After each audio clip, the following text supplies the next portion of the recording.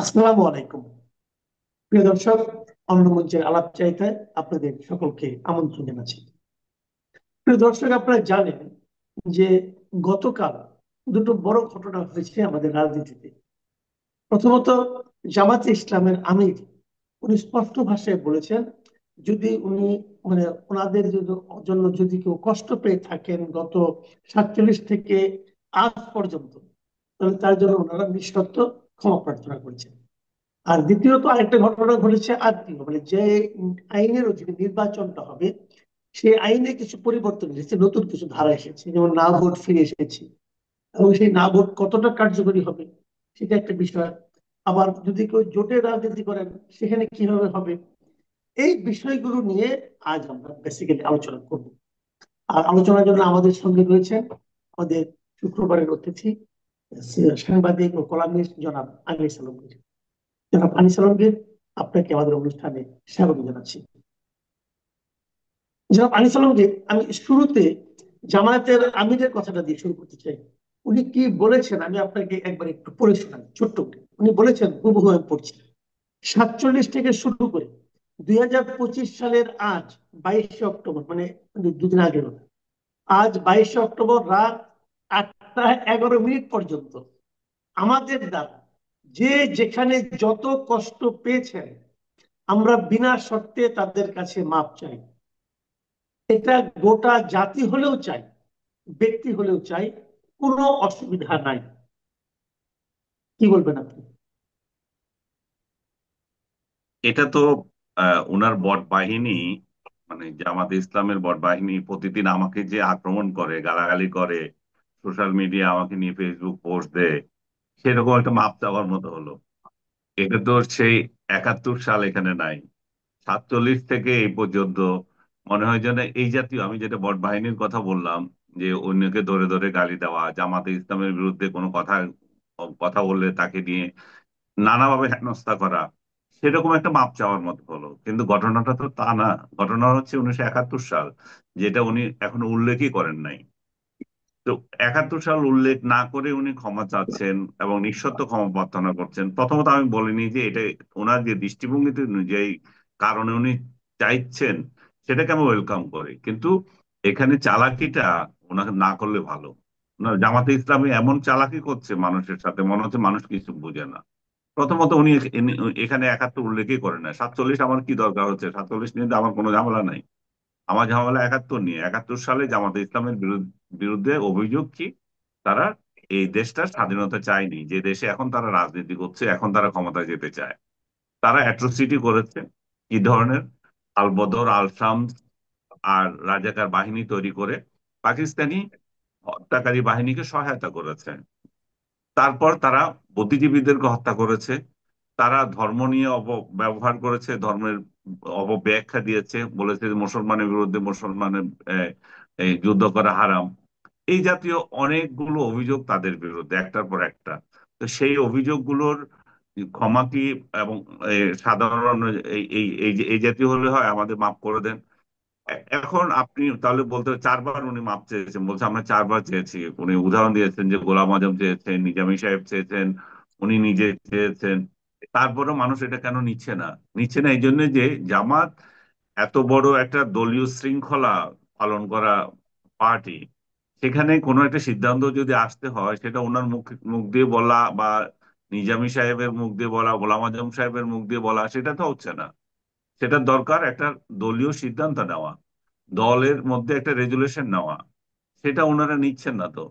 সেটা না নিয়ে ওনারা চালাকি করছেন বারবার। এই চালাকি তো দরকার নাই ওনারা। উনি আসুক, উনি এসে ওনার দলের মধ্যে যেটা উনি নিয়েছেন, উনি সর্বোচ্চ একজন নেতা। আমি ওনাকে আবার বলছি, ওনার এই সদিচ্ছাকে আমি ওয়েলকাম করি, কিন্তু সেটা সাংগঠনিক ভিত্তিতে হলে সবাই আমরা আশ্বস্ত হতে পারি। এখন বাংলাদেশে দুটি রাজনৈতিক দলই আছে মাঠে, ওনারা আছেন আর বিএনপি আছেন। আওয়ামী লীগ তো আগামী নির্বাচনে যেতে পারবে কিনা সেটা বিগ কোয়েশ্চেন। তো এমন একটা পরিস্থিতিতে ওনারা যদি নির্বাচনে বৈতরণী পার হতে হয়, তাহলে সাধারণ মানুষের ভোটে পার হতে হবে। কিন্তু ওনাদের সাধারণ মানুষের সমর্থন ওনারা দাবি করতে পারেন না আজ পর্যন্ত। ওনারা এখনো গোষ্ঠীবদ্ধ দল হিসাবে, একটা গোষ্ঠীর পার্টি। এটা জামাত ইসলামকে আমার বেশিরভাগ সময় মনে হয় যে একটা এনজিও। এবং অনেক সময় মনে হয় যে গোত্র গোষ্ঠী একটা পার্টি, ওদের ইসলামটাও এরকম গোত্রীয় ইসলাম মনে হয়, তাদের নিজেদের ইচ্ছা অনুযায়ী, নিজেদের পছন্দ অনুযায়ী। তো তারা যদি জনমানুষের দল হতে চায়, সবার সমর্থন চায়, আমি মনে করি যে এই বিষয়গুলোর মধ্যে সবচেয়ে বড় যে বিষয় 71 সাল, যেটা সবচেয়ে বেদনার, সবচেয়ে বাধা, সেই ব্যাপারে ওনার পরিষ্কার করে বলা উচিত যে দল কি চায়, দলের একটা সিদ্ধান্ত নিয়ে সেটা দলীয় দলীয় ফ্যাডে সেটা বলে দিতে হবে যে অমুক তারিখ আমরা দলগতভাবে রেজলিউশন নিয়ে এই বিষয়টার জন্য আমরা ক্ষমা প্রার্থনা করছি। তাহলে শেষ ঘটনা। এত বারবার ক্ষমতা চাওয়া দরকার নাই। জি, কিন্তু একটা কথা অনেকে বলছিলেন এমন কথা, যে যদিও দলীয় সিদ্ধান্ত হয়নি, দলীয় ভাবে রেজলিউশন উনি প্রকাশ করেননি, উনি দলীয় প্রধান হিসেবে বলেছেন একটা কথা। এই কথাটা কি আপনার মনে হয় আগামী নির্বাচনে, যেমন অনেকে বলা বলি করছিল যে যারা নাকি নৌকা মার্কায় ভোট দিত এতদিন, তাদের ভোটটা পাওয়ার জন্যই কি উনি এটা বলেছেন, অথবা এটা কোনো প্রভাব ফেলবে আদৌ, আপনার মনে হয় কি? নৌকা মার্কা কেন, উনি সব মার্কার জন্য চাইতে পারেন। কারণ উনি তো জানেন যে যারা জামাতে ইসলাম করে, যারা 71 বিরোধী ছিল, তারা ওনাকে ভোট দেবেনি। অন্য নৌকা মার্কা ছাড়া তো বহু মার্কায় তো ওনাকে ভোট দিতে পারে। ভোট দিতে সমস্যা কোথায় যদি উনি আর 10টা রাজনৈতিক দলের মতোই থাকেন? উনি জামাতের প্রধান হিসাবে বলেছেন, তাই বলে মাপ পাবেন না। কারণ হচ্ছে, মাপ চাইতে হলে আমি যেটা বললাম সেটা দলীয় ভাবে আসতে হবে, দলীয় সিদ্ধান্তে আসতে হবে। কারণ উনাদের এই এই মাপ যদি পাওয়া হতো তাহলে তো গোলাম আজমেরটাই হইতো, নিজামী সাহেবেরটাই হইতো। ওনারা তো তারা তো ওনার থেকে বড় নেতা ছিলেন, তাই না? গোলাম আজমের থেকে বড় নেতা আর কে আছে ওনাদের দলে? তো গোলাম আজমেরটাই তো মানুষ বিশ্বাস করে না উনাকে, তাহলে গোলাম আজমের পরে উনাকে বলতে হচ্ছে কেন? বলতে হচ্ছে ওই কারণেই, যেটা সহি হয় নাই। সহি হতে হলে এভাবে হতে হবে যে দলগতভাবে ডিসিশন জি নিয়ে মানুষকে জানাতে হবে যে আমরা 71 সালে ভুল করেছিলাম, এবং ভুল হতেই পারে, যেটা উনি বলছেন আমরা এতটা কাজ করেছি তার মধ্যে একটা হতে পারে, হতে পারে। কিন্তু উনি যে ভুলটাকে একেবারে সাধারণ ভুল মনে করছেন, 99 আর 99 সাথে এর তুলনা চলে না। এটা অন্য ধরনের ভুল। এটা ক্ষমা প্রার্থনা করলেও মানুষ ক্ষমা করবে কিনা সেটাও সমস্যার বিষয়। আমি হয়তো করব, আরেকজন হয়তো করবে না। এরকম একটা ওরকম একটা বিষয় 71 সাল। তো এইটা একটা বিরাট মানে ওনাদের ওনাদের রাজনীতিতে এটা বিরাট একটা মাইল ফলক। উনি উনি যদি ওইভাবে কিছু করেন। জি। এখন আরেকটা বিষয়, আমি এই প্রসঙ্গটা থাকলো আপাতত, আমরা অন্য একটা বিষয়ে যেতে চাচ্ছি। এটা হলো, আপনি জানেন যে সামনে নির্বাচনকে কেন্দ্র করে এখন আসলে রাজনীতি কিন্তু হচ্ছে। তো নির্বাচনটা কিভাবে হবে এই জন্য একটা আত্মীয় থাকে, এবং আত্মীয়টা সংশোধন করা হচ্ছে, এবং হুম। সংশোধনের প্রস্তাব ক্যাবিনেটে উঠছে, সেটা খসড়া হিসাবে পাশ হয়েছে, তারা খসড়াটা অনুমোদন করেছে। সেখানে আমরা যেটা দেখছি যে কতগুলি বিষয়ে বেশ মানে বেসিক পরিবর্তন আসছে। যেমন একটা পরিবর্তন আসছে আপনার, যদি কোনো জোটবদ্ধ হয়ে কেউ রাজনৈতিক নির্বাচন করে, অন্য জোটের সঙ্গে যেতে পারবে, কিন্তু তার নিজের প্রতীক নিয়ে নির্বাচন করতে হবে, এটা একটা বিষয়। এটাতে আগামীতে জোটের রাজনীতিটা কেমন হবে? দ্বিতীয় আরেকটা প্রশ্ন হচ্ছে যে 1% ভোটের যে ব্যাপারটা, যে যদি কেউ স্বতন্ত্র প্রার্থী হতে চায়, তাকে 1% ভোটারের সিগনেচার লাগবে। এটাতে কি যে 1% লোক ভোট সিগনেচার দিবে, তাদের গোপনীয়তা লঙ্ঘিত হবে না? তৃতীয় একটা ব্যাপার হলো, না ভোটের একটা অপশন আছে। যদি কোথাও একক ভোট, একক প্রার্থী থাকে, তাহলে সেখানে না ভোটের অপশন থাকবে। তাহলে এটা কি খুব ভালো কিছু হলো? না ভোট তো সবার জন্য থাকা উচিত ছিল, সারা দুনিয়ায় যত জায়গায় না ভোট আছে সব জায়গায় কিন্তু একক প্রার্থীর ব্যাপারটা নেই। যত প্রার্থী হবে তার মধ্যে যদি আমার কোনো পছন্দ না হয়, তো সেখানে না ভোট থাকবে। কিন্তু এই যে তিনটা নিয়ে আমি আপত্তি তুললাম, এই আপত্তিগুলো আপনার কাছে কেমন লাগছে? আমার কাছে তিনটা দিয়ে আপত্তি না, না ভোটের তিনটা বিষয়টা দিয়ে তো আপত্তি না, আমি, হ্যাঁ, বললাম যে তিনটা দিয়ে আপত্তি না, মানে তিনটা প্রসঙ্গে আমি তুললাম আর কি। আমি একটা একটা বলছি। না ভোটে আমার জি প্লিজ। যে বিষয়টা সেটা হচ্ছে যে এটাও একটা হাস্যকর। কারণ আমার এখানে কেউ দাঁড়ায় নাই। আহ, তাই এক তাই বলে একজন দাঁড়াইছে, তাই বলে তাকে আমি না ভোট দিতে যাব তার বিরুদ্ধে, তা তো না। এখানে আরো 5 জন দাঁড়াইছে, তাদের একটাও আমার পছন্দ না। আমার এই অপশনটা তো আপনি রাখেন নাই। এটা এটা একটা, আমি মনে করি যে এটা মানে কি বলবো, এটা বোকামি ধরনের একটা ডিসিশন। 1% সংগ্রহ করা খুব কঠিন। এটা বোধহয় আগেও ছিল। এই আগেও এরকম স্বতন্ত্রদের আনতে হতো এবং মানুষ ভুয়া ভুয়া এগুলো দিত, তারপর আবার চ্যালেঞ্জ করতো। কারণ ভাই এই এক আমার ওইখানে যদি 10 লক্ষ ভোটার হয়, তার 1% কত বলেন? এগুলো খুঁজে পাওয়া তো কঠিন। এবং আপনি যেটা হুম। বললেন একটা তার নিরপেক্ষতা ক্ষুণ্ণ হয় এখানে। আমি আগে জানাবো কেন আমি কাকে ভোট দেবো। আর দ্বিতীয়ত যে জিনিসটা বললেন যে আপনি দলীয় প্রতীকের যে বিষয়টা, এটা আমার মনে হয় ছোট দলগুলো বড় দলগুলোর সঙ্গে কেন যাচ্ছে? তারা তো ভাই একটা বৃহত্তর লাভেই যাচ্ছে না। তারা নৌকা করবে, তারা জানে শীষ করবে, তারা তো জানে এই দুইটা প্রতীক বাংলাদেশের মানুষের হৃদয়ে আছে। তো ওই দুইটা প্রতীক যদি তারা নিতে চায়, তাহলে তো জোট করতে চাওয়ার প্রধান উদ্দেশ্যটা হচ্ছে তার মার্কাটা ব্যবহার করা। তো এটার যদি সুযোগ না হয়, তাহলে যারা তাদেরকে মার্কাটা দেবে, তাহলে তারা তো ওই পদটা হারাবে, ওই ওই জায়গাটা, ওই ওই সিটটা হারাবে। কারণ হচ্ছে যে ওই মার্কায় মনে করেন এমন অন্য দল থেকে এমন একজন প্রার্থী আসলো, সে অত পরিচিত না, অথচ ওই ওই ওই ওই দলের যারা মার্কাটা দিল সেই দলের অনেক জনপ্রিয় প্রার্থী আছে সেখানে। তো সে হয়তো স্বতন্ত্র দাঁড়িয়ে তাকে ডিস্টার্ব করবে, কিংবা বিরোধী দলের থেকে যার তার প্রতিদ্বন্দ্বী যে সে হয়ে যাবে। তার মানে হচ্ছে যে যারা নিজেদের মার্কা দাঁড় দেবে না কিন্তু প্রার্থী দেবে, অন্য জোটকে সমর্থন করবে, তারা সেখানে জয়ী হয়ে আসার আশঙ্কা খুবই, মানে আশা খুবই কম। আমি উদাহরণ দিয়ে বলি, মনে করেন এনসিপি বিএনপির সাথে জোট করলো, তাদেরকে 10টা সিট দিল। এই 10টা সিটের একটাও বিএনপির মার্কা ছাড়া নির্বাচিত হয়ে আসতে পারবে না। তো তাহলে আর এনসিপি কেন তার সাথে জোট করবে? এই এই আমি উদাহরণ দিচ্ছি, তাদের জোট হচ্ছে বা হবে সেটা সেটা সেটা না ভাবলে হবে। তো এই বিষয়টা এরকমই। আর আমার কাছে ইলেকশনের যে আরপিও, যেটা হলো ইলেকশনে তো সবচেয়ে বড় বাধা, ইলেকশনের সবচেয়ে বড় আতঙ্ক যেটা, সেটা তো হচ্ছে নির্বাচন কমিশন বলেছে কালকে। কালকে ইলেকশন কমিশনের সাথে বিএনপিরও বৈঠক হয়েছিল। বিএনপি অনেকগুলো দাবি করেছে, তার মধ্যে সেনাবাহিনীকে 7 দিন আগে মোতায়েন করার ইয়ে দিয়েছে। আপনি এটা খেয়াল করেছেন নিশ্চয়। ভোট জি। কেন্দ্রে 7 দিন আগে সেনাবাহিনী থাকার কথা বলেছে। আরো অনেকগুলো দাবি তারা করেছে। তার মধ্যে একটা হচ্ছে যে ইসলামী ব্যাংক, সরাসরি বলে না, ইসলামী ব্যাংকের যে কর্মকর্তাদেরকে তারা নিয়োগ দেওয়ার চিন্তা করছে, বা আলারাপা, এই যে ইসলামী মানে জামাতে ইসলামের সাথে সংশ্লিষ্ট যে সমস্ত প্রতিষ্ঠান, তাদের তাদের লোকদেরকে ইলেকশন ভোট ভোট ভোট কার্যক্রমে বুঝলাম। যুক্ত না করার জন্য তারা অনুরোধ করে এসেছে।